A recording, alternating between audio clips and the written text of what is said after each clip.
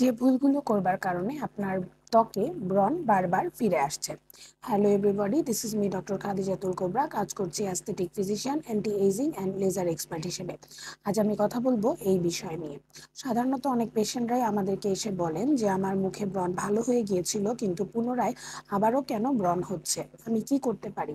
এটা আমাদের কিছু লাইফস্টাইলগত অভ্যাসের কারণে হয়ে থাকে। প্রথমত, যারা দীর্ঘদিন যাবৎ রাত জেগে থাকে, প্রপার ঘুম হয় না, তাদের ক্ষেত্রে কিন্তু ব্রণ হবার প্রবণতা বেড়ে যায়। সাধারণত দেখা যায় রাত জেগে মোবাইল, ল্যাপটপ বা কম্পিউটার ইউজ করা, ঘুম প্রপারলি না হওয়ার কারণে আপনার ব্রণ ভালো হয়ে যাবার পরও পুনরায় আবারও ব্রণ হতে পারে। দ্বিতীয়ত যে ভুলটি হয়ে থাকে সেটি হলো পর্যাপ্ত পরিমাণে পানি না খাওয়া। আমাদের দৈনিক অন্তত পক্ষে 2.5 থেকে 3 লিটার পানি পান করা উচিত, যে ভুলটি সবাই করে থাকে।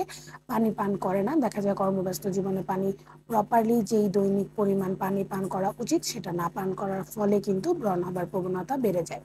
তৃতীয়ত, আমাদেরকে যেহেতু দৈনন্দিন জীবনে বিভিন্ন কাজে বাইরে যেতে হয়, আমাদেরকে হয়তো একটু মেকআপ করতে হয়, বাসায় এসে প্রপারলি সেই মেকআপটাকে ক্লিন না করার ফলে সেই মেকআপটা যখন কিছুটা আপনার ফেসে লেগে থাকে, সারা রাত লেগে থাকার ফলে ওখান থেকে ব্যাকটেরিয়া সংক্রমণ হয়ে কিন্তু ব্রণ হতে পারে।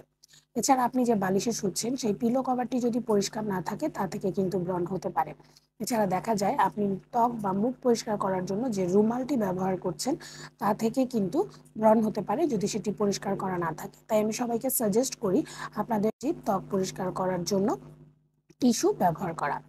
এছাড়া দেখা যায় যে আপনি না জেনে না বুঝে বিভিন্ন রকমের কসমেটিক্স বা বিভিন্ন রকমের স্কিন কেয়ার প্রোডাক্ট ব্যবহার করছেন, যেটা হয়তো আপনার ত্বকের জন্য কোনো কাজেই দিচ্ছে না বা আপনার ত্বকের জন্য ক্ষতি বয়ে আনছে। এই না জেনে প্রোডাক্ট ব্যবহার করার কারণে বা একসাথে অনেক রকমের প্রোডাক্ট কিনে ব্যবহার করার কারণেও কিন্তু ত্বকে ব্রণ হবার প্রবণতা বেড়ে যায়। আপনি অনেক অনেক টাকা খরচ করে অনেক অনেক প্রোডাক্ট স্কিনে ব্যবহার করলেই যে আপনার স্কিন ভালো থাকবে, এই ধারণাটি কিন্তু সম্পূর্ণ ভুল। এই ধারণাটি থেকে বেরিয়ে আসুন।